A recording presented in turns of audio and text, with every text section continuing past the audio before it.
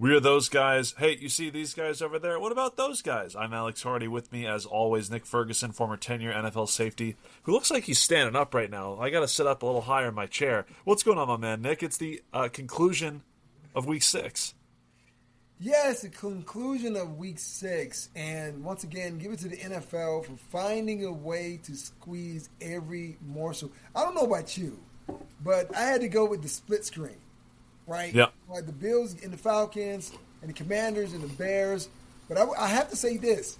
I mean, that's 2 weeks in a row that Buffalo has fallen. What's happening with Sean McDermott's team? It's a great question. We can break this out, a number of ways because they were just completely outclassed by, of all teams, the Atlanta Falcons. I believe the same team that lost 30-0 to Carolina. Which, Hey, look, we'll get to those Panthers as well. This is Week 6. We got a Monday night doubleheader, so we'll certainly start there. But we've got other games to discuss from Sunday, yesterday. It's currently Monday night, and I think it's so cool. We talked about a doubleheader where, as of this timing, if you're listening on the podcast or watching on YouTube, it is currently the fourth quarter for the Commanders and the Bears right now. So we do have, the Bills and the Falcons we'll start with. Buffalo losing 2 in a row, Nick. It starts with the offense, right? Definitely a bit of a clunker. I didn't realize missing Dalton Kincaid would hurt them as much as it did. Not just because he's on the football field, but they were trying to change their identity on offense. One of the teams that led the National Football League in 12 personnel usage, Dawson Knox, Dalton Kincaid, which kind of allowed them to have the running game. They get down early. They don't have their primary tight end, so we see a lot more Khalil Shakir. We see 11 personnel, and a team that just, despite being effective running the football, and this being a one-score game for a majority of the second half, they try to make Josh Allen play hero ball, Nick. That's how I saw it on offense.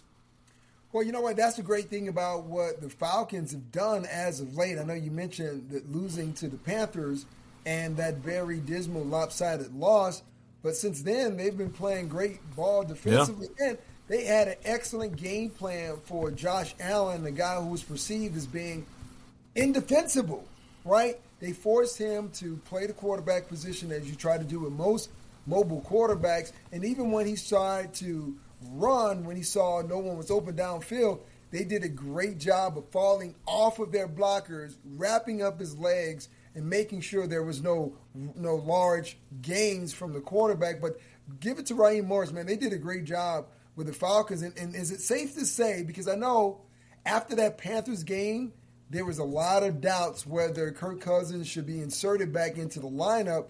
But after the past couple of weeks, is Michael Penix now the guy? Yeah, firmly supplanted himself. They got those wins against the Commanders, the win against the Bills tonight, obviously. You got to give credit to the defense too. Look, we've gotten about 4 minutes in already talking about this game, and we did not mention Bijan Robinson once. So it goes without saying that the amount of work that he did made life easier, whether it was Michael Penix or if it was Kirk Cousins. But the connection with Drake London as well was on point. This is hindsight because he finally had another breakout game. But what I thought was interesting coming into the year, Drake London was asked about switching quarterbacks, right? Going from Kirk Cousins, a righty, to Michael Penix, a lefty. And he said, it shouldn't be a big deal. I'm actually left-handed.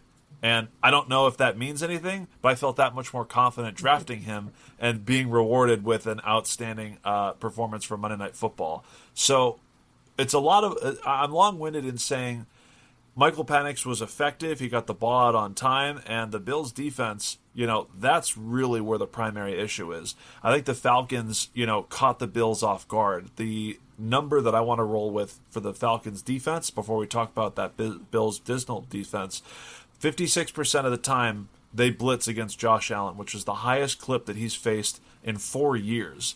So whether or not they weren't prepared to face that much pressure, their guys still have to get home. And it's a very young defensive line that won at the point of attack and just absolutely dominated in the trenches. So I'm just thrilled that, look, I kind of complained about how the Falcons mortgaged their future, giving up a first-round pick for next year's draft to move up into the end of the first round to get James Pierce Jr. He's been great. That defensive line really came home, and Josh Allen and that Bills offense just wasn't really prepared. Do you have any thoughts on maybe kudos or roses for the Falcons, and then we'll get to that Bills defense?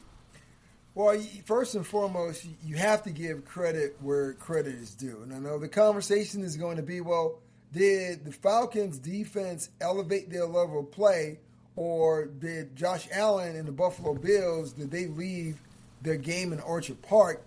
And I'll say both of those things can be true at the same time, but you definitely want to give credit to that Falcons defense because they did a great job of trying to bottle up Josh Allen, not allowing him to do what we've seen him do as far as those Josh Allen type of things. But here's the crazy thing about the NFC South.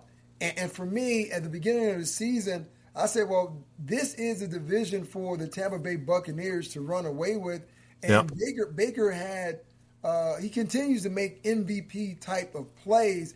Can't believe that was a guy that the Cleveland Browns kicked to the curb, but that's another story. And the Panthers. Yes. And when you look at the NFC South now you're saying Tampa's playing great ball. The Panthers, they just defeated Dallas Cowboys, so they're playing great ball with Bryce Young, and now it's the Falcons. So now it seems like we're going to get to a point in the season where it's going to be any team's game. And to me, this is the thing that makes football really exciting, especially in the NFC South. Right, you write these kinds of teams off, and now all of a sudden we get a very, very intriguing Falcons 49ers Sunday Night Football game where you'll see us right here on those guys a week from now. So I do have a theory as well. The Bills defense, which after week one we sort of chalked it up to, well, Lamar Jackson and Derrick Henry kind of exploited that run defense, but it's been a real issue. And it wouldn't be fair to Bijan Robinson if we didn't mention the fact that, yes, he had 170 on the ground, but I believe as a whole, that bad man was responsible for 238 yards from the line of scrimmage today. Just incredible. Plus, he got the touchdown on the ground. It is just incredible to see what that offense is with him running through it and that Bills defense as a whole. So Daquan Jones, their lead nose tackle, gets injured with a calf pregame and was shown in a walking boot after the game. They lose one of their top corners, Christian Benford, in the middle of that game. Cole Bishop, the safety, exits this game as well. So, I mean, it is getting to Baltimore Raven level panic meter in terms of just missing parts on this defense and an offense not being able to carry the load. And I'm not quite there yet, but we were ready to write off the Baltimore Ravens. Especially after this past week, but we were ready to write off the Baltimore Ravens because of how their defense was performing. And I'm not sure, they let up 24 points, but just a ton of yards. How soon until the Buffalo Bills defense is holding back, an MVP and Josh Allen and what that offense can possibly do? I think we are at that particular point. We watched Josh Allen and his Buffalo Bills team kind of suffer at the hands of Patrick Mahomes for what seems to be year after year after year. And this was supposed to be Josh Allen's year, right? Because let's look at what the league and the schedule makers actually did. Right. They gave the Buffalo Bills the easiest schedule. And I'm not going to say the easiest schedule, but one of the easier schedules in the NFL. That's why the loss to the Falcons is so shocking.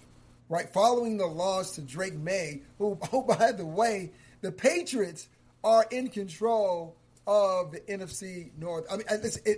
East. I'm sorry. Yeah, the AFC East. Yeah. Yes, AFC East. But it is strange how things have kind of manifested themselves. And watching this Sean McDermott defense, they love to run a lot of cover two. We've seen that defense really exploited by anyone. When you play two high safeties, you are now telling their offense, there's a light box. We can run in that box. And Bijan Robinson took full advantage of it. And the former defensive guy and defensive coach, to me, it was disheartening and really frustrating for me to watch it. I even want to throw my cap like Steve Spurrier, just watching the defensive effort by the Buffalo Bills. When you're supposed to be in your gap, run a particular lane, get off and fight off a receiver block, that's what you are expected to do. And right now, Sean McDermott is not getting that type of execution from his guys on defense. I mean, you broke news to me. The New England Patriots are in first place in the AFC East. I mean, it has been years since I've been able to say that. And look, we're going to get to them as well, but I want to close out this first Monday night game as we're waiting for the Commanders and Bears to close out. We'll have an instant reaction for that as well. Here's my theory, Nick. The big news of the day around the league, Brian Callahan becomes the first head coach fired. The Tennessee Titans go down 1-5, and I believe in his tenure 4-19. Oh gosh, I already forget. 4-19 as a head coach. So here's the theory. One of the names getting thrown around for a possible replacement in Nashville would be Bill's offensive. Well, my bad. The NFL's not going to play that. They're just not going to play that. He's like, it's so funny. They're trying to settle that lawsuit, and he doesn't want the cash payout from the league. He wants his justice, which more power to him. And we can get into that, but like, Joe Brady, the Bills' offensive coordinator, was another name on that short list. You think he could just sandbag this game in primetime the day that the Titans are looking for a head coach? So he's like, no, I'm comfortable in Buffalo. I don't need to take over. Like, Cam Ward is great and all, but I don't need this job right now. So the 10-4 head theory is that the Titans were possibly looking at Joe Brady as their next head coach, but in order to make sure that goes away, hey, Josh Allen, just go out there and have a mediocre performance today so I can get them off the scent. Just get deflected at the line of scrimmage on the possible, final play of the game that would get you within 3. That would be great for me. Because correct me if I'm wrong, Nick, you know this better than I do. When you fire a head coach, you're looking for his replacement that same day, and you don't evaluate or take any other time to do so.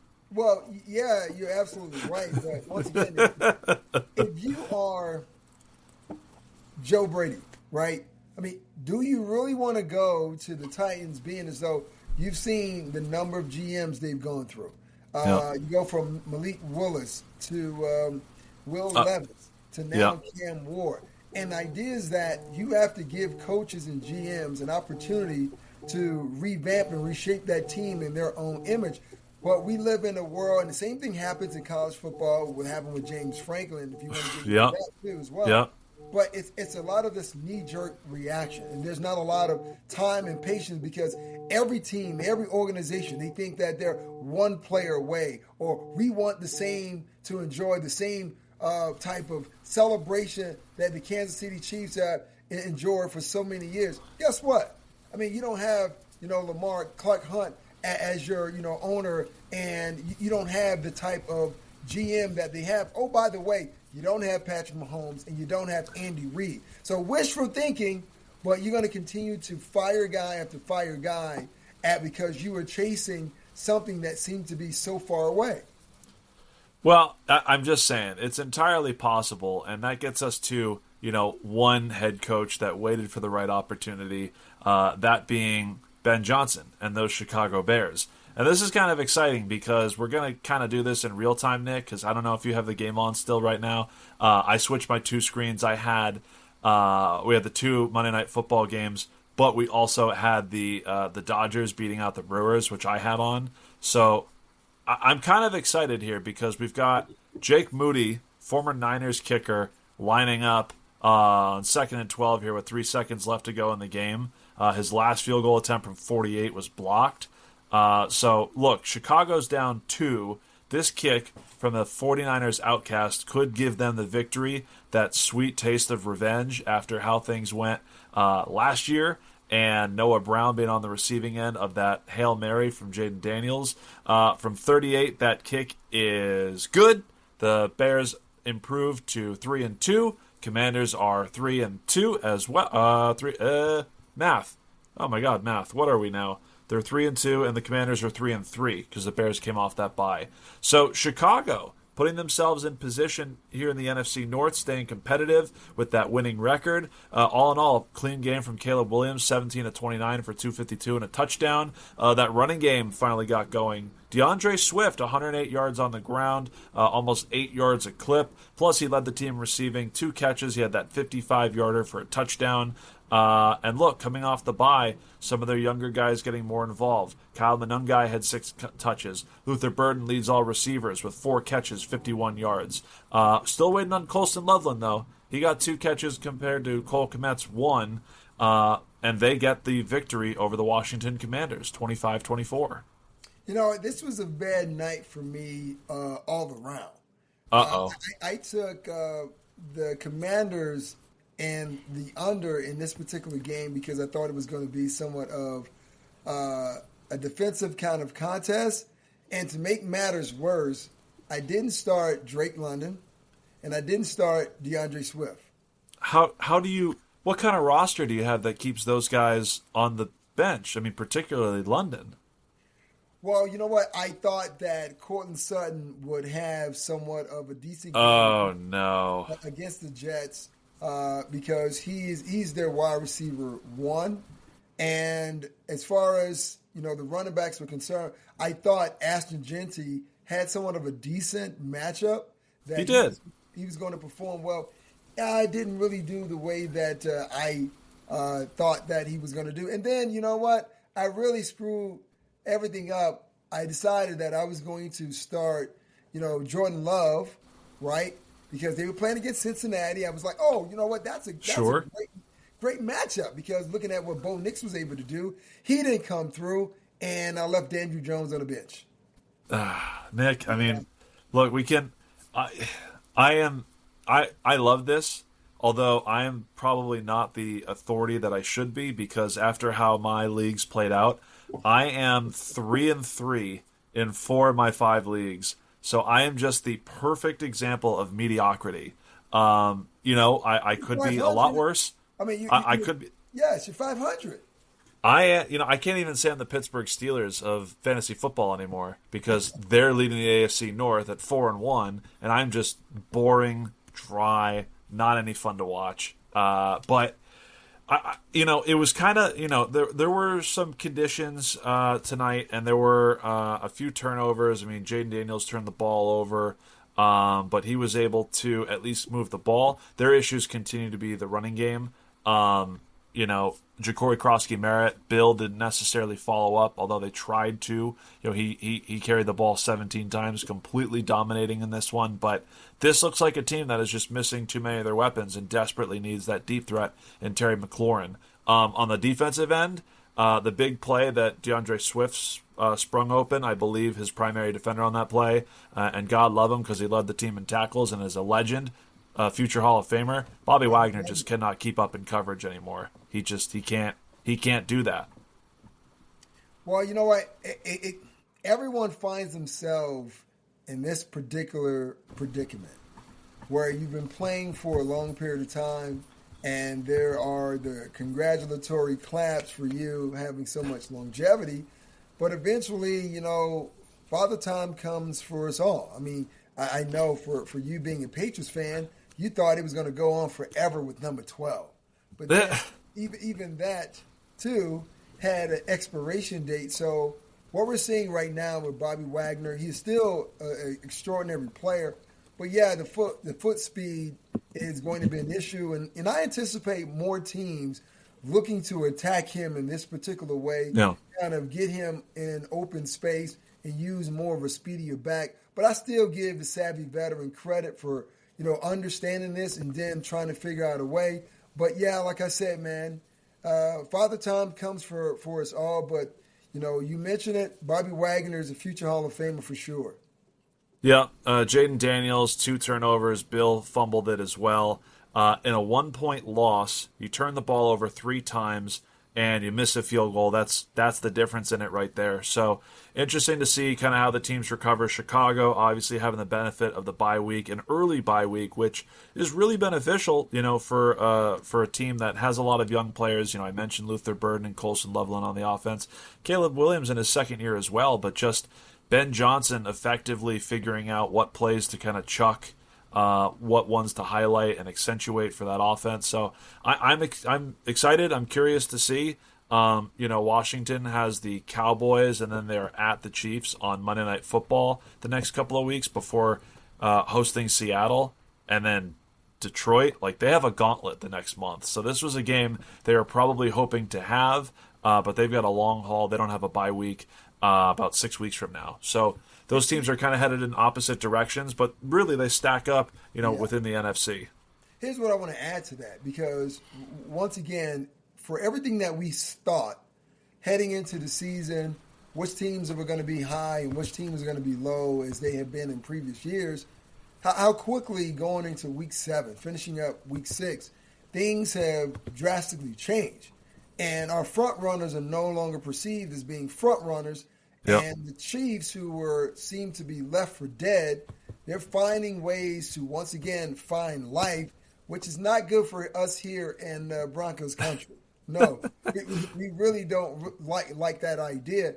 And Rashid Rice is going to come back. So for me, if you are an odds maker, you love what it is that you're seeing. If you're Roger Goodell and you're sitting in Park Avenue, you love this because there's a lot of parity that we're seeing right now. We're seeing bottom teams or bottom feeder teams performing well. We're also seeing teams like the Chargers. We're seeing teams like the Bills and San Francisco try to fight through that injury bug and that adversity, and seeing which teams at the end can fight through that war of attrition. So 2025 is going to be one of those years we look back and say, well, what a year it was, and look at how many teams really was able to kind of flip the switch, per se, and really change things and how we look at the game. I mean, that's, maybe we start right there with that game. Tampa Bay 30, San Francisco 49, 49ers scoring 19. I'm Alex Hardy. He's Nick Ferguson. Let's touch on a couple Sunday games before we head on out of here. Looking ahead to week number 7 already. Look, the two teams that are more banged up than anybody else, I made excuses for the Buffalo Bills tonight, but Baker Mayfield and that team were without Bucky Irving, without their top 2 receivers, and they get the job done, 30-19, as I said. But the straw that broke the camel's back, San Francisco was winning these games despite all the injuries. But Fred Warner, for me, losing him for the rest of the season, that's kind of it. The heartbeat of that defense, the quarterback of the defense, I should say. You can overcome just about anything. They were already without Nick Bosa and still being effective, but I think that sucks the life out of them, frankly, even if Mac Jones continues to fill in admirably for Brock Purdy. Yeah, because when you think about San Francisco's defense or the team collectively, with all the injuries, they've just been able to piecemeal things with some of their marquee players being healthy. But like you said, Bosa being out, and then now Fred Warner now out for the remainder of the season. It changes so much that Rob Saleh wants to do defensively, because when you think about what Fred Warner means to the defense, he's the guy with the green dot. He's the guy that gets everyone lined up. He's the guy that's downhill against the run. He's the guy that's setting the defense in the passing situations, getting his hand in the passing lane. Now you no longer have that guy. And I remember when Fred first came into this league, I was coaching with the San Francisco 49ers, and I just watched him grow and I watched him blossom, and he just kind of turned into the Pro Bowl player he is now, because once again, it was those early stages, those early struggles.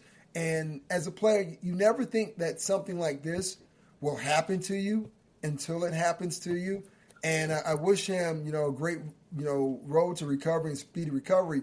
But I can tell you this, man, as a guy that had 2 knee surgeries, and I know it's only an ankle with him, that's going to change the way that he plays the game, because Fred relies on his anticipation, his physicality, and his quickness.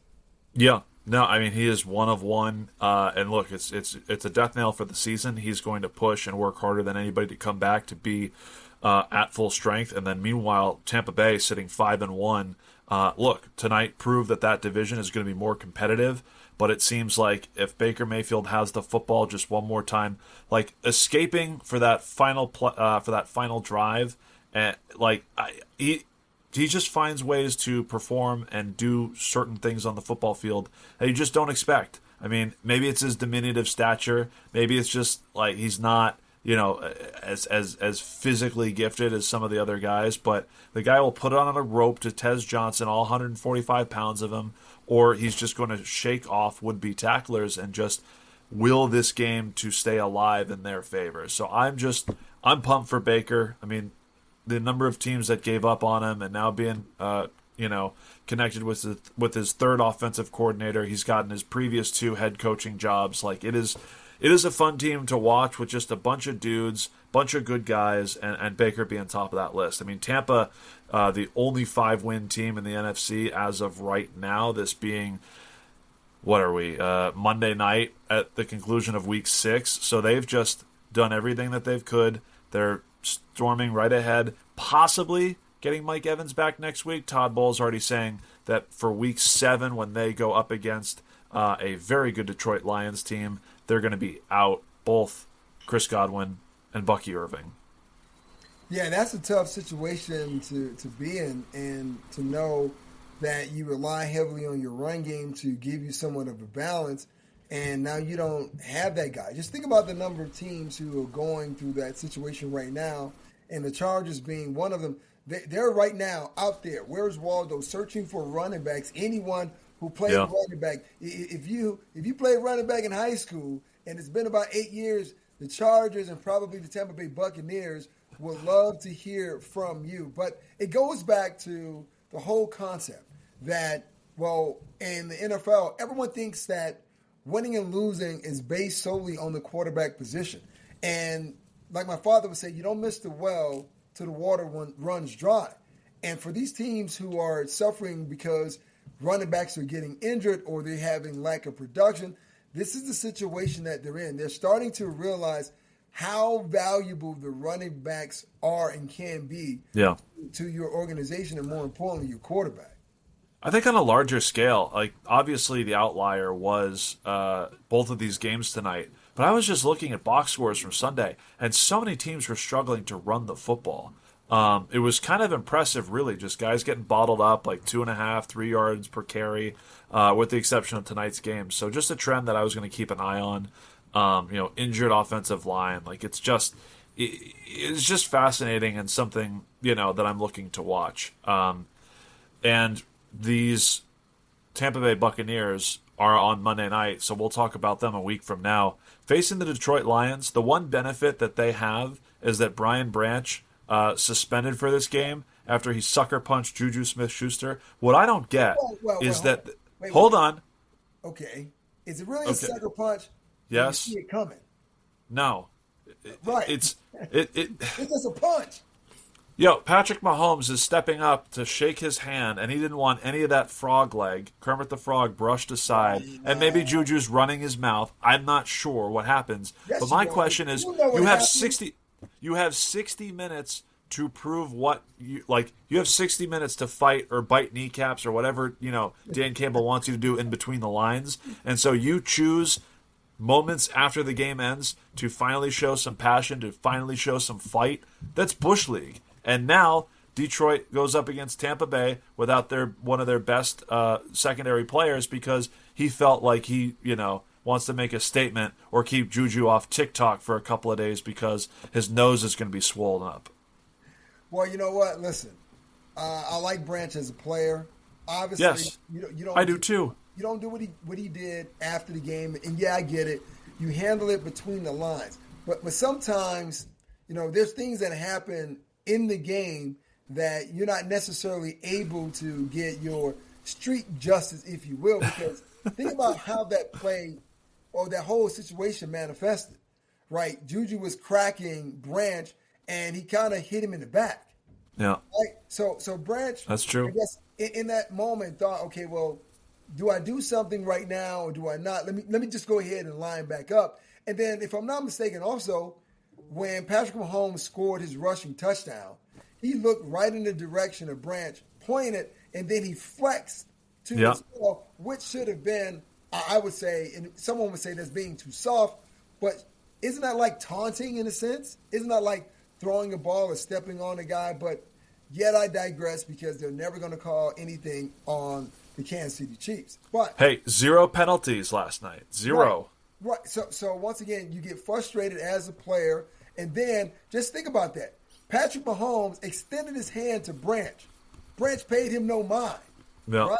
He went right to the guy that hit him in the back, and what he did was he didn't hit him in the back. Juju saw it coming, right? And Juju was probably talking smack, and then Branch was like, I had enough. I'm going to give you some of this street justice. Matter of fact, take that with you. And then the thing was, and Branch, to be fair, Branch didn't hit him all that hard. But Juju fell on the ground like he was a soccer player or he was LeBron James. Oh, flopping. The guy's come in full speed, flopping. not expecting to get punched. I mean, his nose was bleeding. He's not flopping. That was a flop. Look, go back and look at it. When he slapped him, he threw his head back and it started to fall on the ground. If that's not a flop, I don't know what is. Well, we do have the capability of being able to watch this in real time. I mean, look, I'm going to find the right clip. Obviously, because narratives are narratives, we're just getting the crackback block from Juju in my timeline. Here we go. So basically, right, we'll set the scene here. We're just going to watch this in real time, react to it, and we'll see which way we kind of come out. So here we are in the scrum. Here's the replay. There's the frog leg coming out. Brian Branch says, no, thank you. I want your sorry ass dap. Don't touch my hand. Where's Juju? All right, pat on the back. Here's Juju with the helmet on.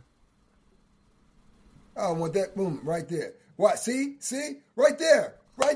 He mushed him, and then all of a sudden, he falls all to the ground and all. Come on, man. Listen, Branch was wrong for instigating the altercation after the game was over. Right there, you see that? Grab my hair. Oh, my God. I need some Calgon. Please take me away. Come on, man. Come on. Look, come on. Not expecting the open fist. If anything, it wasn't even the contact with the open hand. It's his face mask getting jammed into his nose that makes him falter there. Well, I'm not. Oh, come on, Alex. That's the thing that probably caused the abrasion on his face, but it was just like hand to face, and then all of a sudden, did it take his brain that long to register? Oh, he just hit me. Oh, let me grab my head and fall on the ground. I mean, come on. Even Vlade Divac is saying, I mean, come on, man. Wow. Vlade Divac is telling him. Wow. Contemporary reference. Shout out LA Lakers, Sacramento Kings legend, Vlade Divac. Floppy Divac. Floppy Divac. Listen, if I were the Orlando Magic, I would trade for him so Shaq could go over there 10 times out of 10, without a doubt in my mind. Okay, so the Chiefs kind of reestablished themselves. We mentioned getting Rashee Rice. That AFC West is wide open, especially with how the Chargers pulled out a victory from the snatches of defeat. I don't need to get into Tua's comments because we're not necessarily the hot take police, but Tua, you tell me if I'm wrong. He, more than anybody that I've ever seen, has had that Batman truth serum like injected into his veins, and there's nothing we can do to get him to stop. Like the context is whatever, but I feel like every time he's at the podium, you sort of get a Cliff Notes version of like Inside the NFL or Hard Knocks or something. I've never seen anybody just openly admit to the things that he admits. I just find that part of it fascinating. But the Miami Dolphins, I wouldn't expect Mike McDaniel to go anywhere. I certainly didn't think, what just happened with Brian Callahan getting broken off would happen to him. But that Miami Dolphins team, we did this, last week. I think I'm out. I'm done talking about the Miami Dolphins. How are you feeling, Nick? Wait, your team. Whoa! We can't just We can write them off. What are they going to do? Here's what's happening, right? Tua is sick and tired of being the ire of everyone's negativity. He's inside the building. He understands and he sees what's going on. And yes, when he talked about the leadership, someone say, "Well, what about you? You are the starting quarterback." He's the leader. What he's constantly pointing out, if you're really truly listening to himself, he is the bona fide quarterback. The league typically makes that guy the leader, but inside that locker room, in that clubhouse, no, they don't see him in that particular way because other players are being allowed to do certain things. And I'll tell you this for a fact. When Russell Wilson was here at the Denver Broncos, a lot of people in the media wanted Russ to do that. They wanted Russ to tell the truth, but Russ would never really do that. What Tua's doing, he was like, I'm going to tell the truth. No matter how things work out here, no matter how bad I sound. No. No matter what happens here, whether I'm here or where McDaniels here is not, I'm going to tell you the truth. Most people are not going to like what it is that I'm saying, but I'm going to tell you the truth because guess what? I think all these guys have my back. They don't have my back. How can you call a players only meeting and players either don't show up or they show up late? That tells you right there about the culture, what is going on. So when he said the leadership, he wasn't talking about himself, Alex. He was talking about the other guys. Of course. But who is ultimately responsible for holding those other guys accountable? The leaders of the football team. The quarterback being the leader of the football team. They don't see him that way. Whose fault is that? They see him as outside. It's no different than when Russell was a member of the Seattle Seahawks, right? Remember, that was a team that was run by their defense. He was perceived to be the leader because he was a quarterback, but the Legion of Boom was pretty much running that team. And they didn't like him. Why? Because he appeared to be different from them. And what way, you may ask, is because guess what? He seemed as though, well, his mom and his dad grew up in the same house as them, and some of the other players who didn't have that luxury looked at him poorly. So I bet that's the same thing that's happening with the Miami Dolphins because, he is a quarterback and everyone's giving him all the play and all the interviews, but what about us? I know how toxic that mentality can be. So what Tua is doing is he is putting everything out on Front Street, and McDaniel said it himself, right? He doesn't think it's he doesn't think what Tua did was coming from a malicious place, but he did it nonetheless. And you have to ask yourself, why would you do that when in years past you didn't do that before? There's something inherently wrong in that Miami Dolphins locker room, and he's trying to tell us.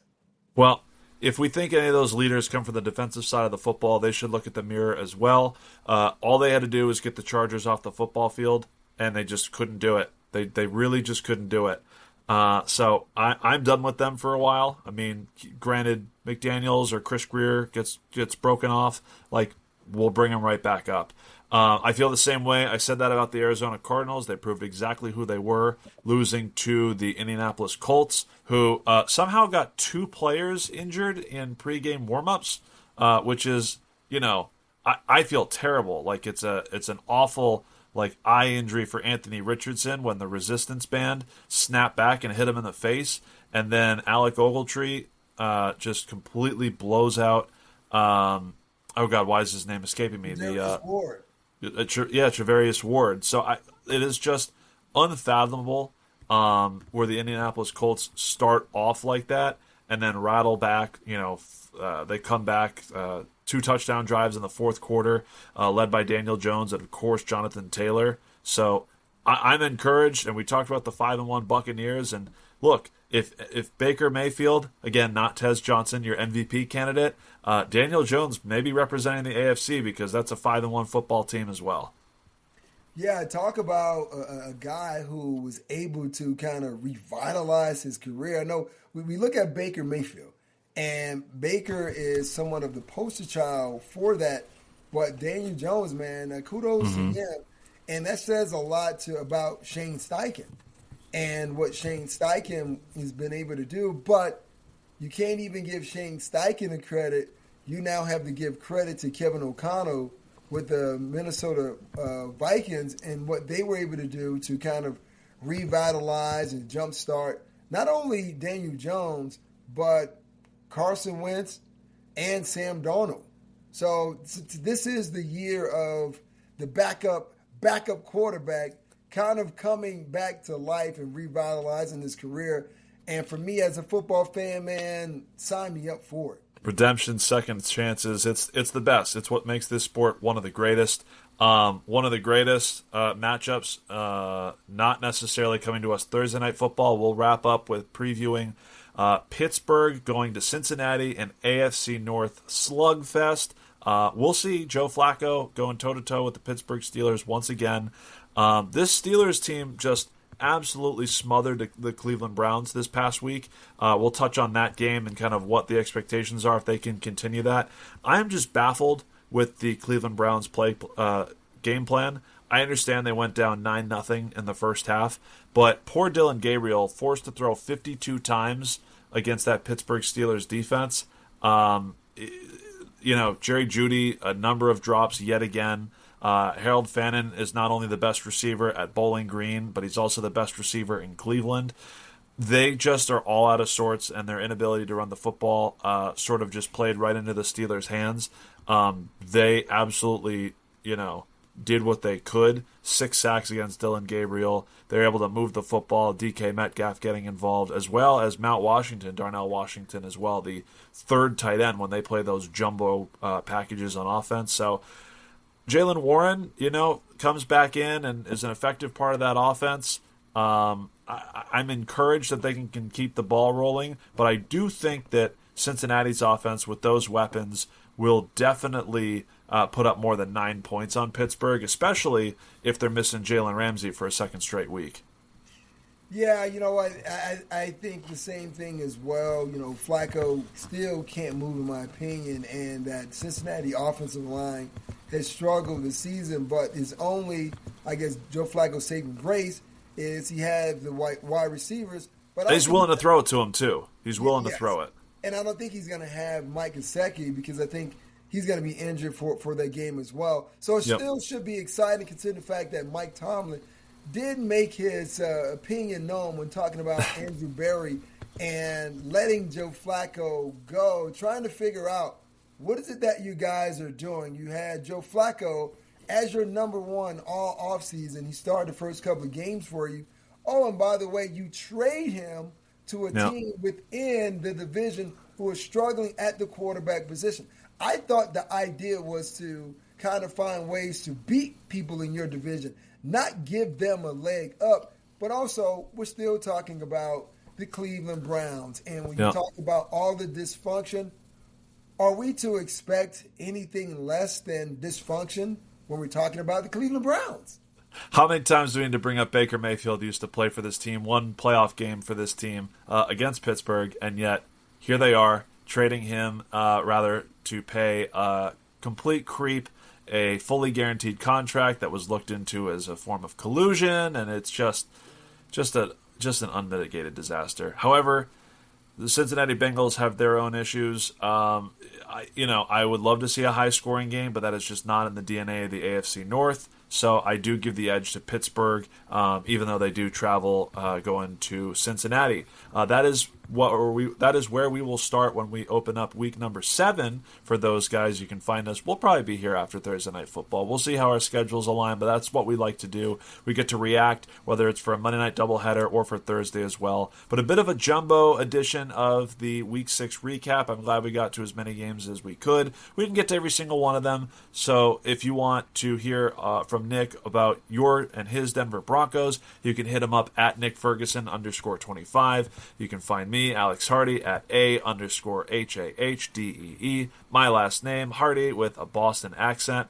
I'm just excited for what we have in store with both of our football teams, Nick, and yours as well. So remember, you can find us, those guys, on Apple Podcasts, YouTube, wherever you get your podcast. We'll be here Week 7, Nick. Well, before we head on out of here, Nick, what do you have to say to the people? Hey, Lassie, what is that you're saying, girl? What? The Cleveland Browns are falling in the well. Yes, exactly. The Cleveland Browns are falling in the well, and they can't get up. So, is Lassie part of the dog pound? No, Lassie's trying to get the hell away from the dog pound. Woof, woof.